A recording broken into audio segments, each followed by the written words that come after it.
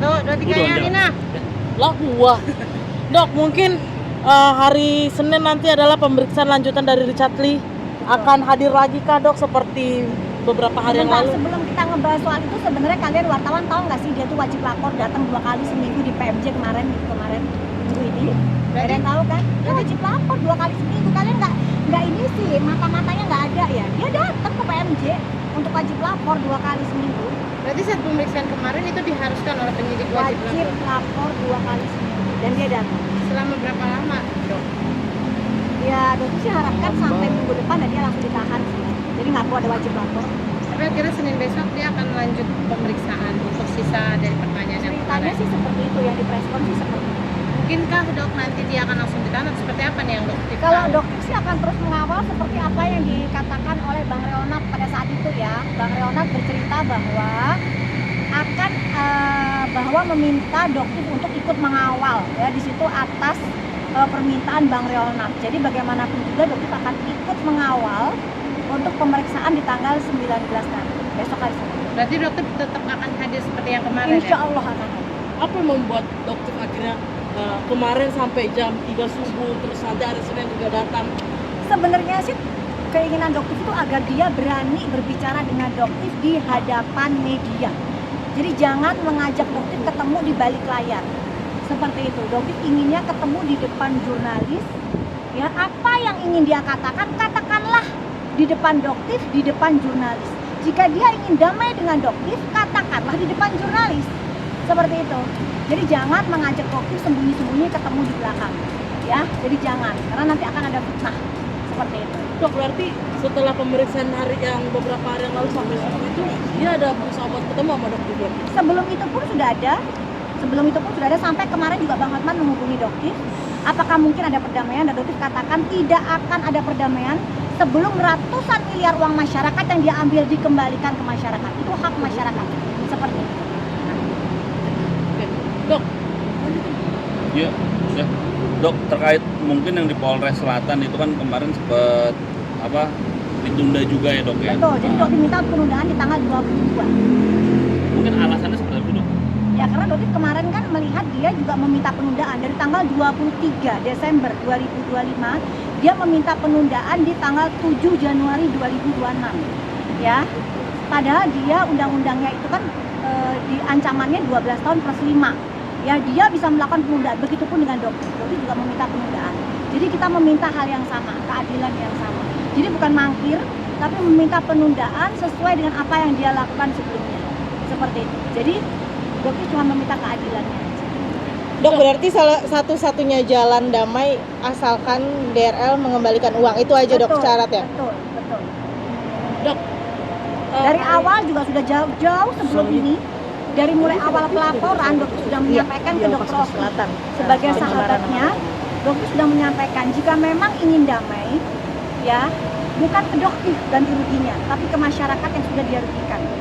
Ya, dan itu jumlahnya ratusan miliar. Ya, jadi silahkan.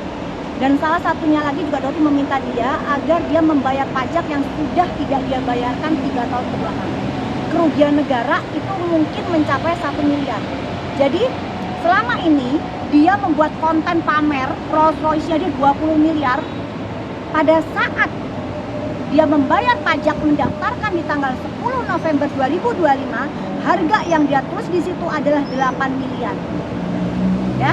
Jadi yang dia omongkan di media 20 miliar itu adalah kebohongan. Atau memang 20 miliar tapi dia rubah harganya untuk mengurangi pajak yang dia bayarkan. Jadi di sini dokter akan bongkar semua kebohongan DRL ya, agar masyarakat tahu siapa dia sebenarnya. Dokter ingetin nanti untuk tanggal 19 jangan gunakan peci atau menggunakan kedok agama.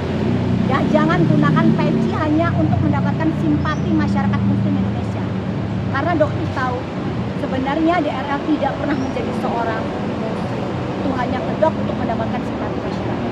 Apakah statement dokter ini kan bisa dibilang agak sensitif ya dok ya, terkait dia mualaf agama dan lain-lain. Apakah statement dokter ini bisa dipertanggungjawabkan apabila dipertanyakan ke depannya? Betul, karena dokter juga mendapatkan pernyataan dari pendetanya ya, bahwa memang beliau tidak pernah menjadi seorang muslim. Dan sesuai dengan apa yang dikatakan oleh Afrizal ya, Afrizal itu sangat sulit untuk melaksanakan sholat Jumat pada saat ikut dengan beliau, dan tahu bagaimana DRL ini sangat membenci yang namanya Islam. Mungkin kalian akan tahu yang namanya kasus Elia Miron ya kalau nggak salah ya. Nah, rekaman suara itu pewarta Injil dan bla bla blanya, dari situ kita bisa melihat bahwa memang DRL ini tidak sangat membenci yang namanya Islam seperti itu. Dok, tapi kenapa sih mungkin sebelumnya minta maaf, kenapa sih dokter ini banget menggali banget semua tentang DRL sampai di luar konteks di luar skincare konteks. ya, di luar Betul. konteks skincare awalnya akhirnya jadi merambat kemana-mana dan Sampai ke mobil. memperpanjang. Karena Ya. kenapa? Seperti ini. Doktif sebagai warga negara Indonesia yang membayar pajak mobil, membayar pajak motor. Ya. Apakah seorang DRL yang selebgram, yang dokter, yang kaya raya, yang merasa punya link di atas bisa bebas tidak membayar pajak? Dokter minta keadilannya. Ya kalau misalnya dia tidak membayar pajak mobil mewah, apalagi kita yang mobil biasa. Ya kalau itu sama-sama nggak usah bayar pajak dong. Keadilan yang dokter minta. Seperti itu intinya. Jadi bukan untuk merembet kemana-mana, itu minta keadilan. Orang ini nggak bayar pajak kok. Kenapa kita harus bayar pajak? Kan seperti itu salah satu case. Dok, membahas yang terkait kalau dia sebenarnya belum Muslim. menjadi orang jadi muslim lah gitu. Itu mendapatkan statementnya selain dari Afrizal, dari pendeta, lalu dari siapa lagi dok? Dan ada nggak bukti-bukti Nggak ada yang beberapa yang tidak bisa dokter ungkapkan di sini itu biar menjadi rahasia dokter. Karena sebenarnya makanya dokter seperti ini kenapa? Karena dokter menduga dia sudah melakukan ada penistaan agama. Dan ini memang sangat sulit dibuktikan karena saksi-saksinya takut untuk berbicara ke hadapan publik. Gitu. Makanya salah satunya juga dokter ingin berbicara dengan dia di depan wartawan untuk membuktikan bahwa dia sebenarnya seorang muslim atau tidak. Itu akan jelas terlihat. Tapi dia tidak berani melakukan itu di depan. Oke. Ada bukti-bukti yang dikumpulkan juga nggak dok terkait status keagamaan Ada Richard semua, Lee ini? ada semua lengkap. Ada semua lengkap. Mungkin kedepannya mau ada laporan penistaan agama atau gimana dok? Kan tadi sudah dikatakan untuk laporan penistaan agama orang-orang yang mengetahui itu tidak berani karena buzzer-buzzer dari DRL ini luar biasa. Jadi dia rela mengeluarkan berapapun untuk membayar buzzer. Jadi buzzer akan dia kerahkan sampai detik ini pun babunya dia si Hans, buzzer-buzzernya dia terus menyerang Doktif. Dan lucunya di balik itu dia meminta damai. Jadi Doktif bilang orang ini sangat manipulatif, sangat keji, sangat licik. Jadi makanya Doktif bilang anak dajjal itu sangat layak disebut manusia insan. Seperti itu. Dok, tapi potensi hukum, nah ini kan kalau saya nggak salah 12 atau 15 tahun gitu dok ya? 12 plus 5. Oke, 17 tahun lah ya, Ya. anggaplah seperti itu. Potensi hukumnya apakah Richard Lee akan ditahan atau bagaimana dok? Ya kalau Doktif inginkan keadilan ya, keadilan aja. Nikita Mirzani kerugiannya 4 miliar berhenti. Tidak dilanjutkan, tapi dia ditahan. Dia punya 2 anak kecil, wanita. Ibu-ibu punya 2 anak kecil. Ancaman hukumannya tidak sebesar seperti ancaman hukuman di DRL.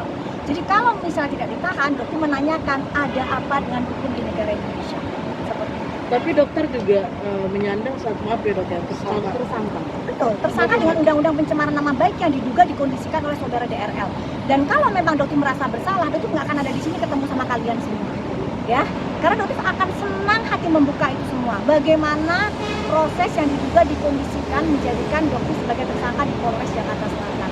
Dia melakukan penipuan di klinik dia, mengatakan dia menjual stem cell puluhan juta, belasan juta, padahal itu sekretum yang biasa dijual di klinik hanya dengan harga 1.500.000, dia jual 15 juta, puluhan juta. Itu bentuk penipuan dan kita akan buktikan di pengadilan. Dok, mundur sedikit ke belakangan, beda dari konteks pencemaran nama baik. Saya pengen bahas kemarin kalau saya nggak salah saya mendengar statement dari Kobuzer mengatakan seorang dokter yang hobi flexing jual di aplikasi belanja online sampai miliar-miliaran. Ini kan banyak yang berkomentar menuju kepada Richard Lee.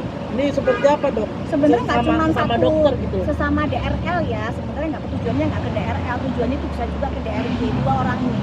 Makanya dia tuh bilang raja dan ratu flexing dengan menggunakan profesi dokter. Ini sangat nggak layak sekali. Dan dua-duanya tersangkut dengan kasus DNA salmon. Yang satunya DNA di rumah saja, yang satunya glowing skin booster, yang merupakan relabeling dari produk yang namanya Right Skin. Ya, jadi itulah yang akhirnya dikenakan DRL dengan pasal Undang-Undang Kesehatan. Dan dokter berharap pasal ini pun akan dikenakan ke DRG.